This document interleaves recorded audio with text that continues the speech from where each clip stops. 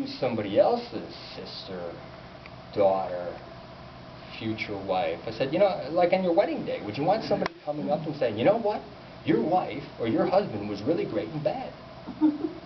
I mean, you would probably want to kill that person. And one of the guys from Clemson with his southern accent said, you know, I think Barry's right. Everybody wants to marry a virgin, but they want to have fun on the side. You know, but again, it took something. I could have just said, nah, I really have no interest in going with you guys. But at least some of them thought, no. And you hear a lot of people say, well, you know, I'm not married yet. You know, the Bible is very clear. 1 Corinthians 6:9. I don't know many verses, but it says, fornicators, adulterers, etc. will certainly not enter the kingdom of heaven.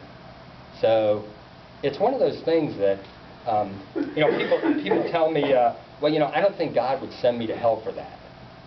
It's like, it's like when you first met your wife or husband or whatever, did you say, I'm going to do whatever it takes so she doesn't dump me? I'm going to do the minimum so she doesn't dump me. You know? You try to do everything to make that person fall in love with you. Shouldn't we be doing more for God? And I said, if you're asking what's the minimum I should do, you're not going to make it. Because that's the wrong. You should be asking yourself, in this instance, what does God want me to do? If this is the only thing I'm going to be judged on, what does God want me to do? Then everything becomes very black and white. It's really simple. You know, as Christ said, unless you become like a child knows what right and wrong is. It's when we become adults, it's like Pilate. He says, what is truth? And today, how many people question the teaching of the church? Well, I don't really like that. They don't really. No. Because then we become just like Pilate.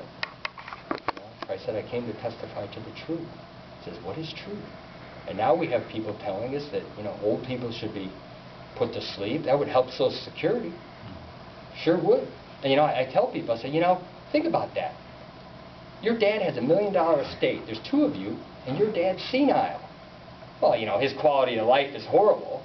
In about 4 years, he's going to eat up that $1 million. I think Dad would like to be put to sleep.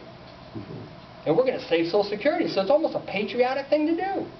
And of course, if we can wipe out unborn children and the handicapped, it's exactly what they did in Nazi Germany.